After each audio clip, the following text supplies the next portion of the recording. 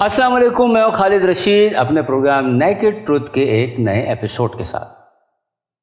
گزشتہ 3 سالوں سے جب میں نے ٹروتھ کو ایکسپوز کرنا شروع کیا اور کچھ خاص لوگوں کو نیکڈ کرنا شروع کیا، تب مجھ جیسے عام اور ان خواص کے درمیان آن ایئر اور آف ایئر کی ایک آنکھ مچولی سی شروع ہو گئی۔ آج تقریباً 4 ہفتوں کے بعد میں آپ سے پھر مخاطب ہوں۔ میں سوچ رہا تھا کہ آج میں آپ سے کیا بات کہوں، کون سا سچ آپ کے سامنے لاؤں، کون سا ٹروتھ ایکسپوز کروں اور آج کس کو نیکڈ کروں، کیونکہ آپ تو جانتے ہیں کہ اس زمام میں تو سارے ایک جیسے ہیں۔ گزشتہ 76 برسوں سے ہم ایک دائرے میں قید ہیں، جہاں سے چلتے ہیں گھوم پھر کر واپس وہیں آ جاتے ہیں۔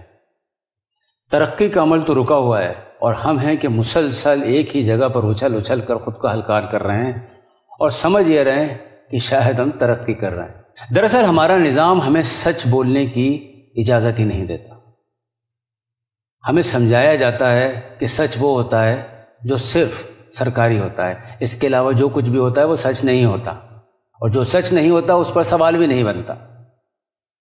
اور یہی آج کا سب سے بڑا نیکڈ ٹروتھ ہے۔ ایک طرف لوگوں کو 2 وقت کی روٹی ہضم نہیں ہوتی، جبکہ دوسری طرف لوگ اربوں روپے ڈکار مار کر ہضم کر جاتے ہیں، لیکن اس نیکڈ ٹروتھ پر بھی کوئی سوال نہیں اٹھتا۔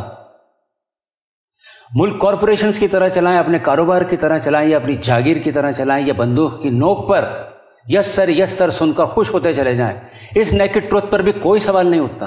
ہمارا ازلی دشمن دنیا کے بڑے سے بڑے فورم کے اوپر کھڑے ہو کر ببانگ توحل کہہ دیتا ہے کہ ہم ایک دن خود ہی اپنے بوجھ تلے دب کر ختم ہو جائیں گے۔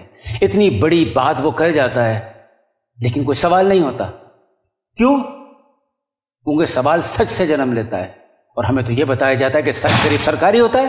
ہماری زندگیوں میں سچ ہمیشہ حسب ذائقہ ہی بولا جاتا ہے۔ ہمیں جو بتایا جاتا ہے، جو پڑھایا جاتا ہے، جو دکھایا جاتا ہے، وہ سب ادھورا جھوٹ ہوتا ہے، اور ادھورا جھوٹ پورے جھوٹ سے زیادہ خطرناک ہوتا ہے۔ جب جھوٹ سچ بن کر کسی بھی معاشرے میں رائج ہو جاتا ہے تو وہ اور زیادہ خطرناک ہو جاتا ہے، اور گزشتہ 76 سالوں سے ہمارے ساتھ یہی تو کچھ ہو رہا ہے۔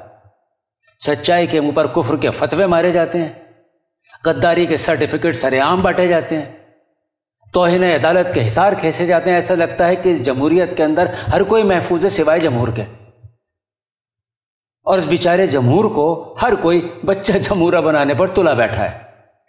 مجھے دکھ ہے کہ میں آخر کروں تو کیا بات کروں، کس موضوع کو چھیڑوں، کس کو نظر انداز کروں، کیونکہ لوگ جو جاننا چاہتے ہیں وہ بات میں کر نہیں سکتا، اور جو مجھے کہا جاتا ہے وہ میں بول نہیں سکتا۔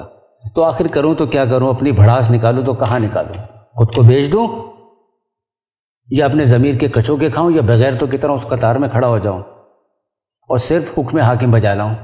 کیونکہ یہاں جو اپنی مرضی سے بولتا ہے وہ اٹھ جاتا ہے، جو حق بولتا ہے وہ بھی اٹھ جاتا ہے، جو سچ بولتا ہے وہ بھی اٹھ جاتا ہے، جو جھوٹ نہیں بولتا تب بھی اٹھ جاتا ہے، ساتھ دیتا ہے تب اٹھ جاتا ہے، ساتھ چھوڑتا ہے تب اٹھ جاتا ہے۔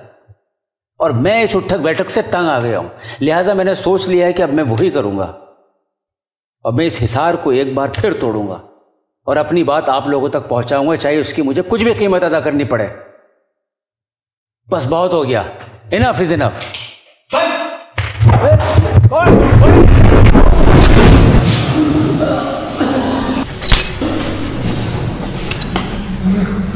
تمہارا قصور آواز اٹھانا نہیں، تمہارا قصور لوگوں کو کچھ بتانا نہیں، تمہارا قصور یہ نہیں ہے کہ تم نے لوگوں کو اشتعال دلایا، تمہارا قصور صرف اتنا ہے کہ تم نے جو بھی کیا اپنی مرضی سے کیا، اپنے ذہن سے سوچا، ہماری لائن سے ہٹ کر اپنی لائن کھینچنے کی کوشش کی، اس لیے تمہیں آج سے کیا جاتا ہے بین۔